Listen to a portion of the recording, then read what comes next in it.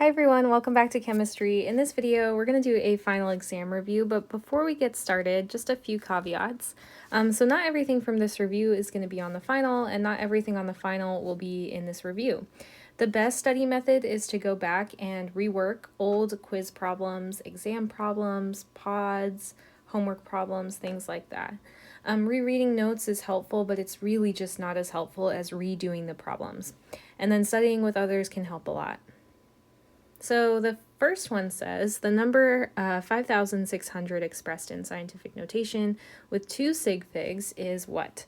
So we've got our number here, and I said the first thing you want to do is you want to imagine that there's a decimal point at the end of the number, and you want to move that decimal point to a spot where you get a coefficient out that is between 1 and 10. So that's the spot I've indicated there. So I'm going to write 5.6 where I've moved that decimal point to. And then we want to have our times 10 to some power. And the power that we raise that 10 to is going to be positive 3. And the reason it's a positive 3 is because we moved that decimal place over to the, or decimal point, over to the left. Or you could also think of it as it's a really large number. Another way you could think about it still is 5.6 times 1,000, right? 10 to the third is 1,000. Well, 5.6 times 1,000 is what? That's 5,600. Okay, so you can think of it in a number of ways, but the answer is B. And then how many sig figs is in the number 20,400? So 20400. Well, we said that trailing zeros are only significant if there is a decimal place, and I don't see a decimal place here at all, so those are not significant. But the sandwich 0 in between the 2 and the 4, that is significant, so we would have 3 sig figs here. All right, and then 1.4 liters converted to centiliters. Well, our first train track is going to be 1.4 liters. We want to cancel out those liters, so we'll put 1 liter on the bottom. And how many centiliters are in a liter? Well, there are 100 centiliters in a liter, which you were supposed to memorize. Cancel out those liters and we're left with centiliters, and that's going to give us 140 centiliters. All right, same idea here, but just different units. So 438 milliliters equals how many liters? Well, in 1 liter, there are 1,000 milliliters, so we want to put 1,000 milliliters on the bottom and 1 liter on the top. Cancel out those milliliters, and we're left with liters, which is going to give us the answer A. All right, a penny rusting is an example of what? A physical change, chemical change, or neither? Well, this is going to be a chemical change, and the key word here is rusting. Remember that anytime something is rusting, it's changing chemically. A physical change would be something like solid water changing into liquid water, or from liquid to gas. Those are physical changes, but chemical changes, you can't get the same thing out once you've reacted them. You'll have a different thing. All right, and then a neutral atom must have the same number of what? Protons and neutrons, neutrons and electrons, or protons and electrons. Well, this one's going to be protons and electrons, right? Because protons have a positive charge, electrons have a negative charge. So in order to cancel out, we must have the same number of both of them to be neutral. Which of the following atoms is the most electronegative? Well, remember we said that as you go right and up on the periodic table, or you could even think of it as diagonally, our electronegativity is going to increase. So fluorine would be the most electronegative out of all of these atoms. All right, which of the following is an alkali metal? Well, to know this, you have to know that alkali metals are the first column or group on the periodic table. The only one of these elements that's in that group is going to be sodium. What is the molar mass of calcium chloride? All right, well, in order to calculate the molar mass, we have to write down how many of each atom we have. So we have 1 calcium and 2 chlorines. Then we need to get the molar mass of each of those atoms from the periodic table. So calcium has a molar mass of 40.078 grams per mole, and chlorine has a mass of 35.453 grams per mole. So when we multiply that out and add them together, we're going to get 111 grams per mole, and the answer is A. All right, is NaCO3 ionic or covalent? Well, in order to figure this out, you've got to be looking for metals. Remember that ionic compounds are metal plus nonmetal, and covalent compounds are all nonmetals. So if you see one metal in there, it's got to be ionic. So since sodium is a metal, right, we just talked about how sodium was an alkali metal, this one's going to be ionic. Right? So what is the correct name of NaCO3? Well, you have to name this according to the ionic compound rules, which just states that you name your cation first, plus your anion. Sometimes with the ending IDE, but if it's a polyatomic ion, then you just name the polyatomic ion next. So in this case, sodium's our cation, right, our positive ion. CO3 minus is our negative, or anion. So we would just say sodium carbonate. Sodium carbonate. Carbonate is CO3 minus. That's one of the polyatomics you had to memorize. And sodium is Na. All right, what's the name of the polyatomic ion OH minus? Again, just one that you have to memorize here. That's going to be hydroxide. Is N2O5 ionic or covalent? Well, it's all nonmetals, so that one's going to be covalent. All right, name N2O5. Well, we've got 2 nitrogens and 5 oxygens. Since this is a covalent compound, now we have to put the prefixes. So this is going to be dinitrogen pentoxide. If you wrote something like pentaoxide, that's fine. I would accept that on a test. But it's pentoxide technically. Dropping one of those vowels, the A. All right, and then how many valence electrons does chlorine have? Well, in order to know how many valence electrons chlorine has, you have to look at the periodic table and figure out what group chlorine is in. Remember, groups are the columns going up and down. So chlorine is in group 17 or 7A. Now, you have to pay attention to the AB naming system for valence electrons. So it doesn't have 17, okay? It has 7 because it's in group 7A. All right, draw the Lewis structure for NH3. Okay, so nitrogen is going to be in the middle. I'm just guessing that because we've got 1 nitrogen and 3 hydrogens. I'm just going to place the other hydrogens around nitrogen, and then I'm going to figure out how many electrons each of these, or valence electrons, each of these elements has. So for nitrogen, it's in group 5A, so it has 5 valence electrons. So 1, 2, 3, 4, and 5. Hydrogen is in group 1A, so it has 1 valence electron. Now we can make a bond between these ones here. And then I like to do kind of a cleanup step so that we can kind of see this a little bit better, like that. All right, and then what's the molecular geometry of NH3? Well, remember, the molecular geometry is asking you to figure out, okay, well, how many electron groups total does NH3 have? In this case, NH3 has 4 electron groups, which its electronic geometry then would be tetrahedral. But because one of those electron groups is a lone pair, right, NH3 ammonia is going to be trigonal pyramidal because it has that 1 lone pair. If it had 2 lone pairs, it would be bent. If it was tetrahedral, it would have no lone pairs. And then linear isn't really an option here. We've got too many atoms for that. Okay, so the molecular geometry shown here, a little bit nicer than I can draw it. All right, determine if the following compounds are polar, nonpolar, or ionic, then determine whether they will dissolve in water, which is a polar solvent, or hexane, which is a nonpolar solvent. Okay, well, first things first, let's determine if they're polar, nonpolar, or ionic. Now, hydrogen bonded to fluorine, which we now know is hydrofluoric acid, right, now that we've completed chapter 10. But hydrogen bonded to fluorine, they're both nonmetals, so they would be molecules. And now we need to know if they're polar or nonpolar, because it's not ionic, right? No metal in there. So in order to know if it's polar or nonpolar, we need to think about electronegativity. And I didn't give you any electronegativity values, so you can't really do this quantitatively, but you can do it qualitatively. So if you look at your periodic table, you'll notice that hydrogen is on the very left, top left of the periodic table, and fluorine's on the top right. If electronegativity increases as we go right and up on the periodic table, fluorine is going to be a lot more electronegative than hydrogen, and so it's going to hog all of those electrons towards itself. When it does this, right, that creates a difference in polarity because most of the negative charge is around fluorine, and hydrogen really doesn't have those negative charges hanging around it, so it's overall got like that partial positive charge. That means that HF is polar and will dissolve in a polar solvent like water, right? Like dissolves like. All right, chlorine bonded to itself. Now, remember that anything bonded to itself is going to be nonpolar. Nonpolar. Because if chlorine is bonded to itself, each chlorine atom wants those electrons the same amount. They're going to tug them the same amount. And then that molecule is going to be sharing those electrons very evenly. So that's going to be nonpolar, which means it will dissolve in hexane, which is a nonpolar solvent.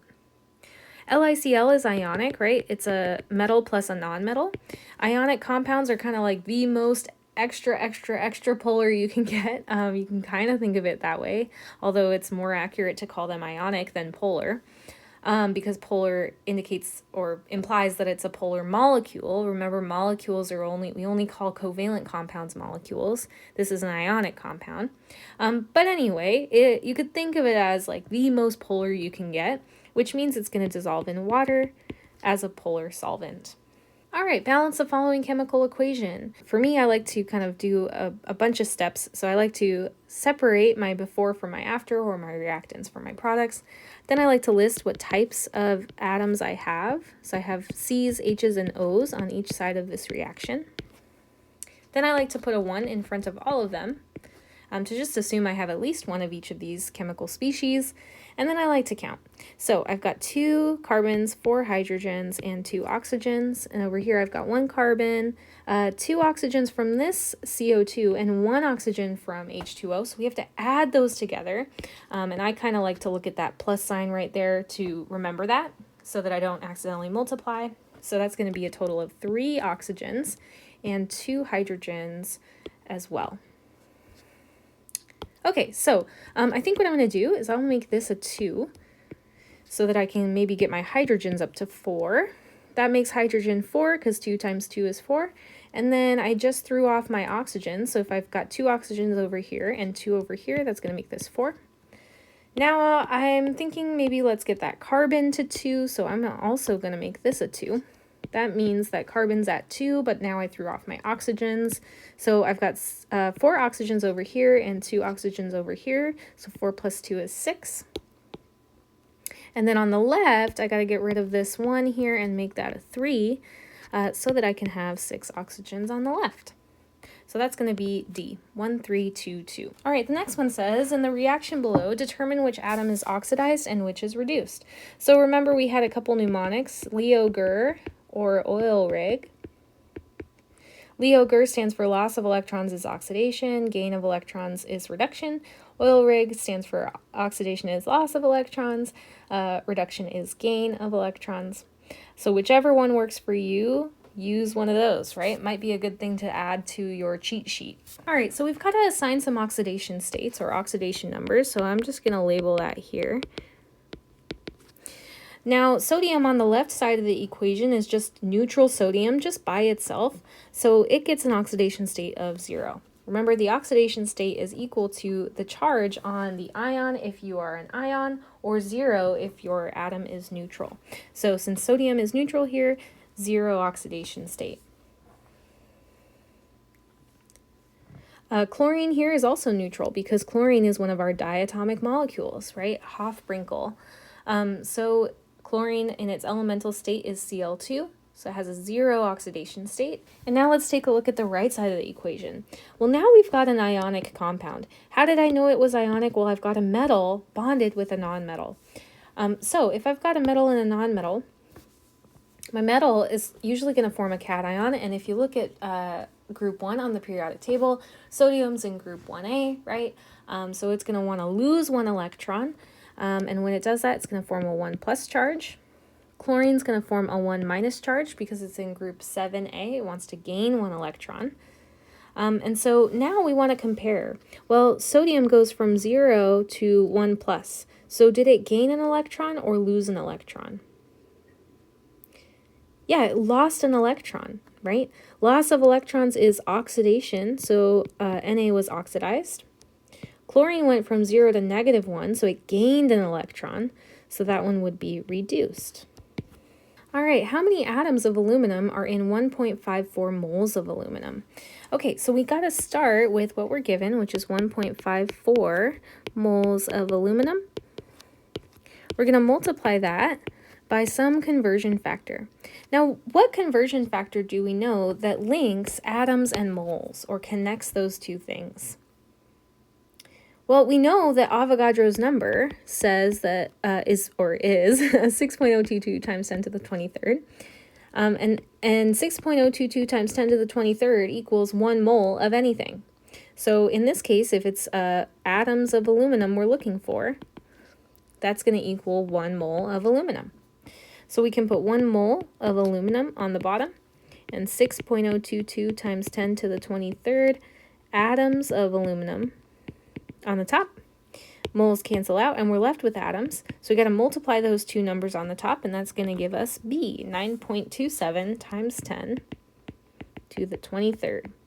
Big number, because remember, atoms are really, really tiny. So we would expect a large number there. All right, how many grams of NaCl are produced from 40.2 grams of Na? Well, I've got 40.2 grams of sodium, so I'm going to start there. Start with what I'm given. And actually, let me move this down here more. That way we have a little more room. Okay, well, I want to get from grams of Na to grams of NaCl. Do I know how to do that in one step? No, I don't, right? But I do know an alternate route. I can go from grams of Na to moles of Na using what? Yeah, the molar mass of Na. And then I can go from moles of Na to moles of NaCl using what? Yeah, my balanced equation. And then I can go from moles of NaCl to grams of NaCl using my molar mass of NaCl. So let's do that. So let's go grams of Na, or our molar mass of Na is going to be 22.990 grams of Na in every 1 mole of Na. That's going to cancel out our grams of Na. And now we're in moles of Na. Well, it looks like 2 moles of sodium produce 2 moles of NaCl. So the mole ratio between those two is 2 to 2. So 2 moles Na, 2 moles NaCl. Putting NaCl on the top so that I can cancel out those Nas, or moles of Na, I should say. Now I'm in moles of NaCl, and I want to get to grams of NaCl. So 1 mole of NaCl is equal to 58.446 grams of NaCl. Cancel out those moles of NaCl, and I'm left with grams. And that's going to give me C, 102 grams of NaCl.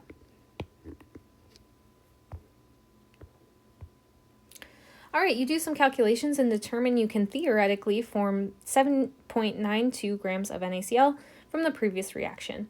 You perform an experiment in lab and weigh your product. And it turns out you actually only made 5.63 grams of NaCl. What's your percent yield? All right, so remember your percent yield equals your actual yield over your theoretical yield, all times 100. So my percent yield is going to equal 5.63 grams over 7.92 grams times 100, and that's going to give me about 71%, which is A. All right, next up we want to convert 450 Kelvin to degrees Celsius, and we've got a handy-dandy equation there. So if K equals degrees Celsius plus 273, then K minus 273 equals degrees Celsius. So 450 minus 273 equals degrees Celsius, and that's going to be 177.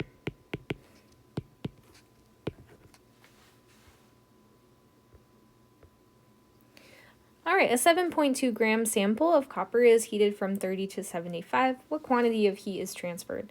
The specific heat of copper is 0.092 calories per grams times degrees Celsius. Okay, we've got another handy-dandy equation here. So we've got to know what these variables actually mean in order to use the equation. So M stands for mass, right? C stands for specific heat. And delta T stands for the change in temperature. And we can find that using the equation TF minus TI. All right, so if heat equals MC delta T, And we've got our mass, which is 7.2 grams, and our C value, which is 0.092 calories per gram times degrees Celsius. And then our delta T, well, if delta T equals TF minus TI, what's our final temperature? Yeah, 75 degrees Celsius. What's our initial? Yeah, 30 degrees Celsius. So the difference between those two is 45 degrees Celsius. So that's what's going to go here. And now we can do that equation, and we'll get 30 calories. Grams cancel, degrees Celsius cancel, and we're left with calories. All right, list the intermolecular forces exhibited by each compound below. Your choices are London dispersion, dipole-dipole, and hydrogen bonding. All right, well, we know that every molecule exhibits London dispersion. So I'm going to go ahead and write that down for each of these. Just right away, I can already say that all of them exhibit London dispersion. All right, now what about dipole-dipole? Well, in order to exhibit dipole-dipole bonding, you have to have a dipole, or in other words, you have to be a polar molecule. So, is HF a polar molecule? Well, to know that, we need to think about electronegativity. We talked about HF before, but let's just talk about it again. So, hydrogen is on the very left of the periodic table. Fluorine is on the very top right. So that is going to be a polar molecule. Whoops. So it could exhibit dipole-dipole forces. If another polar molecule comes by, the partial positives on the hydrogen could react or could be attracted to the partial negatives of another molecule, and the partial negatives of our fluorine could be attracted to partial positives on another molecule, and it could exhibit that dipole-dipole interaction. All right, what about hydrogen bonding? Well, for hydrogen bonding, I said you have to ask yourself, is hydrogen on the phone? So is hydrogen bonded to fluorine, oxygen, or nitrogen?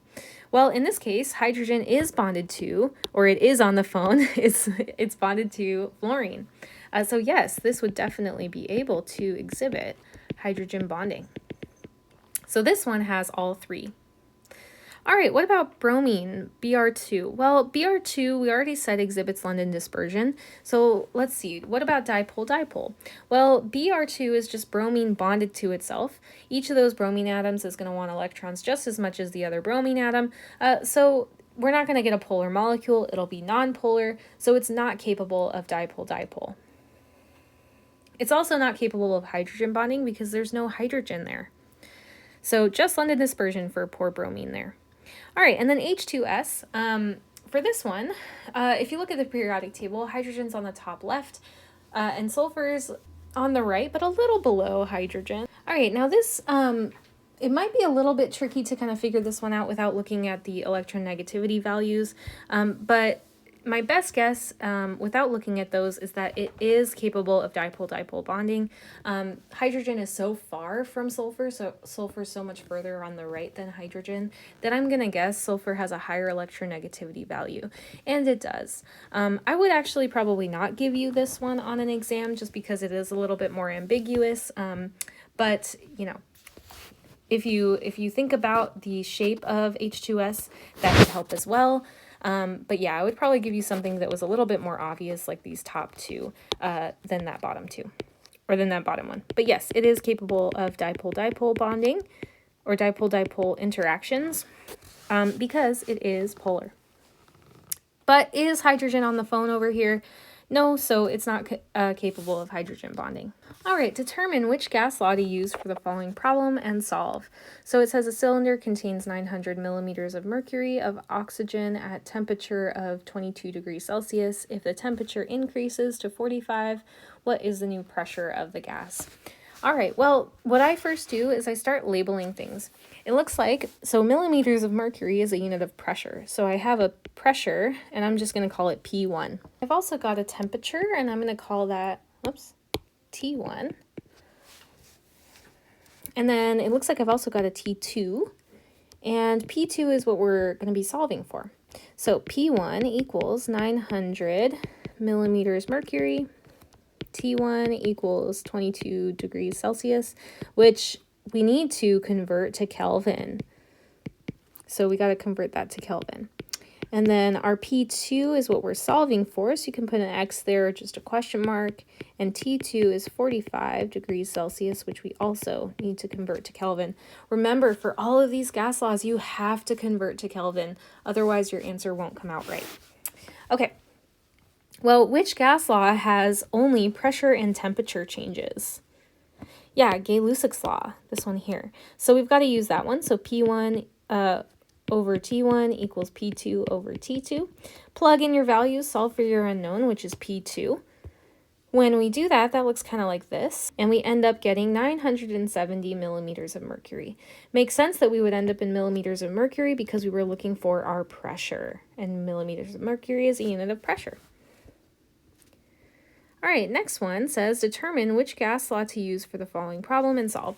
What is the volume in liters of 1.45 moles of N2 gas at 298 Kelvin and 3.995 ATM? All right, well, I don't know the volume, so I'm going to mark it as V and just say question mark. Then I know my moles. What do I represent moles with in these gas laws? Yeah, lowercase n. I like to think of it as the number of moles, and that helps me memorize that it's n. So right away, which gas law do we need to use? Yeah, the only one that has n in it is the ideal gas law. So I know I'm going to use my PVNRT, or PV equals nRT. All right, and I'm given n. R I always have, right? R is my gas constant. So I have n, I have R. I've also got T, that's here. And then it looks like I have P as well. So I've just got to solve for V. So I'll plug in all those numbers and solve for V, which looks kind of like this. Here. Using the ideal gas law, where P equals 3.995 ATMs, N equals 1.5, and T equals 298, we can plug it in and solve for V, which is right there kind of hiding there, which means you divide both sides by 3.995 ATMs. You'll find once you do that that all of these units cancel out, except for liters. Which is great because we were looking for our volume in liters. All right, how many grams are in 30 mils of a 4.5 molar HCl solution? Well, to do this, we need a couple things. I would like to use my handy-dandy molarity equation, which is M equals moles over liters, or molarity equals moles over liters. It looks like I do have a volume, but it's in mils, but that's okay. We could convert to liters, and then we can have that bottom number there. We've also got our molarity, so we've got the left side of our equation good, and then we can solve for moles. But this question asks for your answer in grams. So we've actually got a few steps here. So we need to convert from milliliters to liters, and then we need to convert from moles to grams after we solve our equation. So the first step, converting from milliliters to liters, 30 milliliters is how many liters? Well, 1,000 milliliters are in 1 liter. So we're going to have to divide by 1,000, and that's going to give us 0.030 liters.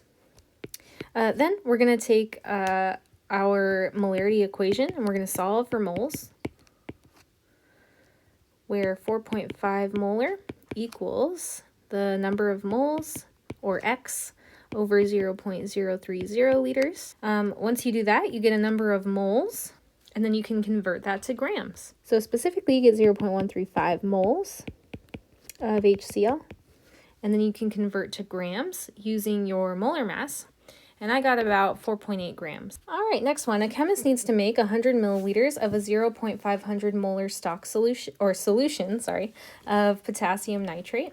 All the chemist has available is a stock solution of 8 molar potassium nitrate. So how much of the stock solution should the chemist use to make the diluted solution?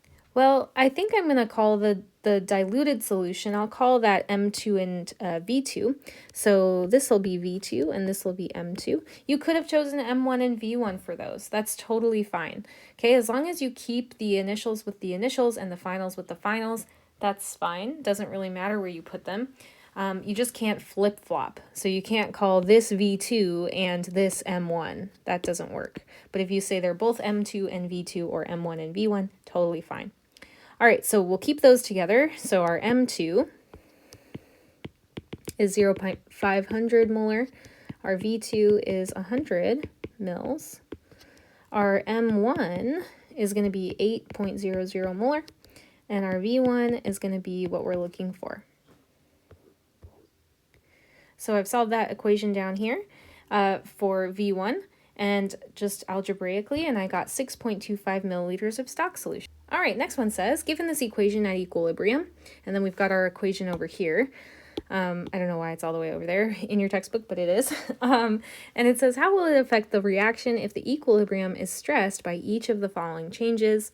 The first change is that bromine is removed. So that means our concentration of bromine is decreased. So we're removing some bromine. If we're removing some of that bromine, which way is equilibrium going to shift, or is the reaction going to shift in order to counteract that change? Remember, it always wants to get back to equilibrium and negate the change that just happened. So it's going to want to react backwards to the left, or shift to the left, in order to get rid of that change. COBr2, if that one is added, so now we've got too much on the right side of our teeter-totter. So we're going to have to shift to the left in order to balance out that equilibrium. And so we're also going to shift left.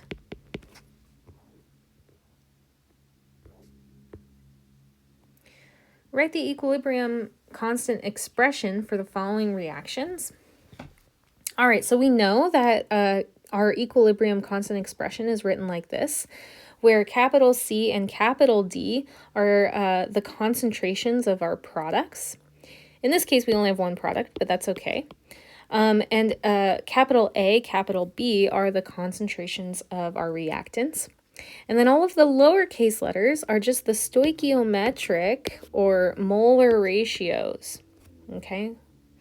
So for KEQ, for this, we're just writing the expression. So just writing it in this form. We can't actually plug in any concentrations because we weren't given any values for those. So we need a concentration of our products. What's our product? Yeah, NH3. So we would write it like that. And then what is it raised to? Yeah, the power of 2, because there's a 2 in front of our NH3 there. Then we're going to divide by the concentration of our reactants, which we have 2 of. So we have N2 and we have H2. What exponent goes on N2? Yeah, 1, or you can just leave it blank.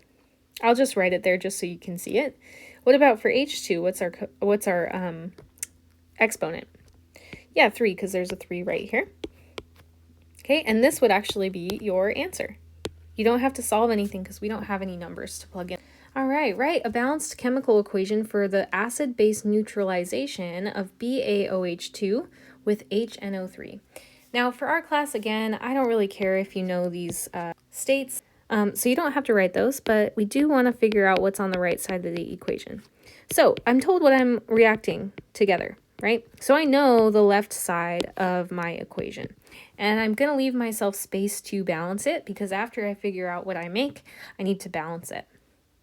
Okay, well, Ba and hydrogen, or barium and hydrogen, are both my positive ions. Okay, so H plus forms, a +1 ion, and barium forms a 2+ ion. OH is going to form a 1- ion, and NO3 is also going to form a 1- ion. Nitrate, right? That's one of the ones you had to memorize, and OH- is also one of the ones you had to memorize for our polyatomics. Okay, so I'll make the anions blue. So we've got to switch our positive ions. So they have to switch places. And when we do that, we're going to get H bonded to OH, also known as what? Yeah, water. So H2O. And then we're also going to get some kind of salt, some kind of ionic compound formed from these two from this acid and base reaction, right? Salt and water. Those are the two products we always get out of these reactions. All right, so barium is going to bond with nitrate, but we need to make sure that it's bonding in the correct ratio.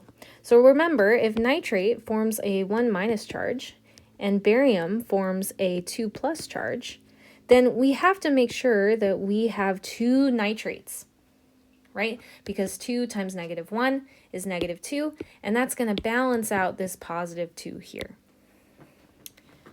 All right, so we've got our reaction written, and now we need to balance it. So let's go ahead and balance this. We'll pretend we have 1 of each at the start. Write out what we have, which is barium, oxygen, hydrogen, and nitrogen. Over here, we've got barium, oxygen, hydrogen, and nitrogen. Okay, so barium, I have 1 barium. OH2, well, I have 2 OHs then. So this 2 gets distributed there, right? And that means I have 2 oxygens coming from here, plus the 3 that come from here. So that's going to be 5. Then I've got 1 hydrogen coming from the right and 2 from over here. So that's going to be 3. And 1 nitrogen on nitric acid there. All right, and then on the right, I've got 1 barium. Looks like 6 oxygens coming from over here and 1 from over here, so that's 7. And then 2 hydrogens and 2 nitrogens. Remember, this 2 gets distributed in there, okay? All right, so what can we do? Well, let's see. What if I make this a 2? I don't know, and I'm just guessing. So I made that a 2, and that means that hydrogen is now up to 4. And oxygen, let's see, there's 6 over here and 2 over here, so that gives me a total of 8, which I like that that's an even number, so that's pretty good. That'll be a little easier. Okay, well, let's see. Now, I don't know, let's try to get our hydrogens up to 4 over here. So I'll make this a 2, which means I've got 2 hydrogens here and 2 here. Don't forget about those other ones. So that's going to give me 4 hydrogens. It's also going to give me 6 oxygens from here and 2 from here, which is going to be 8. Oops, I just did that to the hydrogen. I meant to put that here. And it also gives me my 2 nitrogens. Okay, yeah, so looks like my instincts were right on that one. So it's going to be 1 barium hydroxide plus 2 nitric acids gives 2 waters and 1 barium nitrate. All right, you are reacting 0.500 moles of HCl with 0.700 moles of MgOH2 to produce H2O and MgCl2. Write the balanced equation and determine the limiting reactant. Well, first things first, let's write that balanced equation. Sorry if you hear my cats going crazy in the background. So it looks like we are reacting hydrochloric acid plus MgOH2. So what kind of reaction is this? Yeah, it's an acid-base reaction, right? I've got hydrogen or hydrochloric acid and magnesium hydroxide. That's a common acid and base right there. And then I'm also producing water and some kind of salt, MgCl2. All right, I think in the answer key down below, it says it has the states in there. I don't really want you to write the states, and in fact, I'm going to leave them off while we practice this because it's just confusing, and I don't want you to write them on the exam. Or you can, but I don't mind if you do or don't. All right, we got to balance this, so let's go ahead and balance. We've got HCl, Mg, and O. So over here we've got HCl, Mg, and O. Assuming I have 1 of each, just to start with. All right, well, it looks like on the left we've got 1 hydrogen plus the 2 that are right here. So that's going to give me 3 total. 1 chlorine, 1 magnesium, and let's see, 2 oxygens. On the right, it looks like I've got 2 hydrogens, 1 oxygen, 1 magnesium, and 2 chlorines. Okay, so not balanced, but that's okay. We can figure this out. So I think, let's just double something. So let's see if making this 2 helps. So that gives us 4 total hydrogens because we've got 2 from here and 2 from over here. So 4 total. It also changes our chlorines to 2, which is great. That means I maybe want to make this a 2 on the right in front of my water to get 4 hydrogens over there. And that means I also get 2 oxygens. So that was double help. And then let's see.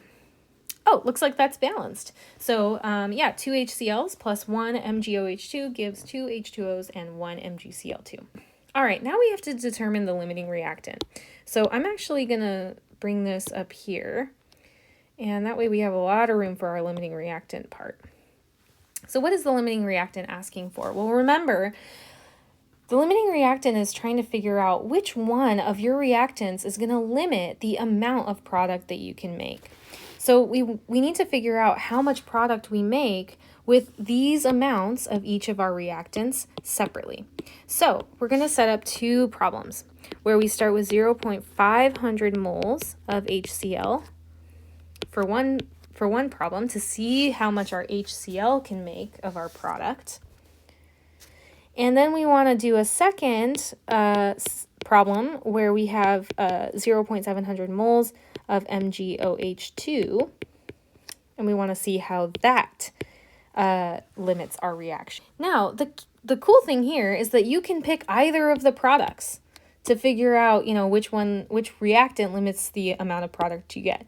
You could pick H2O and then convert everything to moles of water to see which one makes the most water or the least water, and that's your limiting reactant. Or you could do the same thing with magnesium chloride. I'm going to choose water just because it's easier. So, or I guess not easier, but it's just something I'm more familiar with. So we'll use water. So I want to get from moles of HCl to moles of water.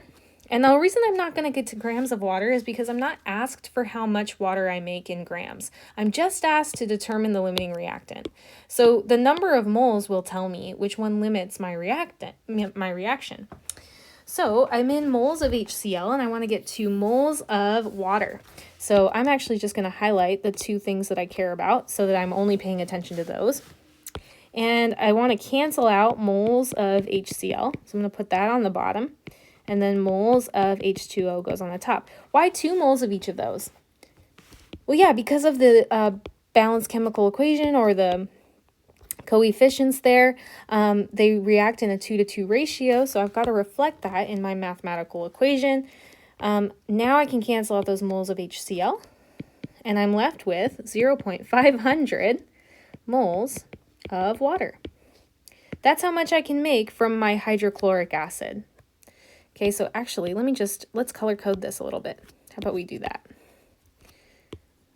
Okay, so in my yellow equation, I can make 0.500 moles of water. That's from my first reactant.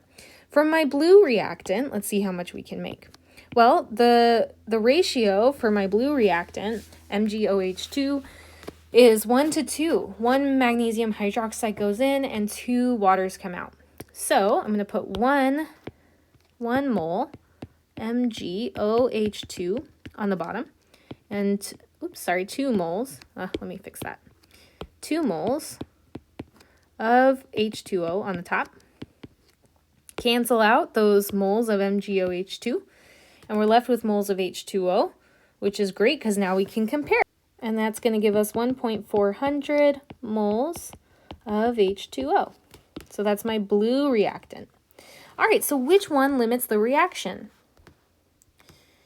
Yeah, the hydrochloric acid, or my yellow reactant, is going to limit my reaction. It's going to limit the amount of water I can get out. So if I put these 2 amounts of those reactants in, the most I can make, or my theoretical yield for this reaction, is 0.500 moles of water. I can't make 1.4 because I don't make it that far. I'm going to run out of HCl before I can make that many moles of water. So my limiting reactant is hydrochloric acid.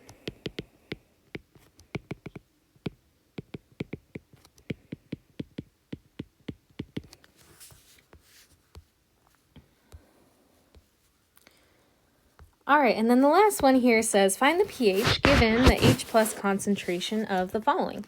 So remember that pH equals the negative log of H plus concentration. So for A, we would need to type into our calculator negative log of all this number. So 1.1 times 10 to the negative 3.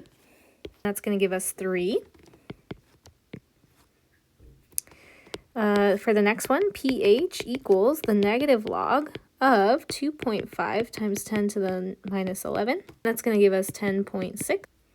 And for the last one, pH is going to equal the negative log of 4.7 times 10 to the minus 9. And that's going to give us... Now, we could round all of these to 2 sig figs, so I'm going to make this 3.0. Let's make this 11, and let's make this 8.3.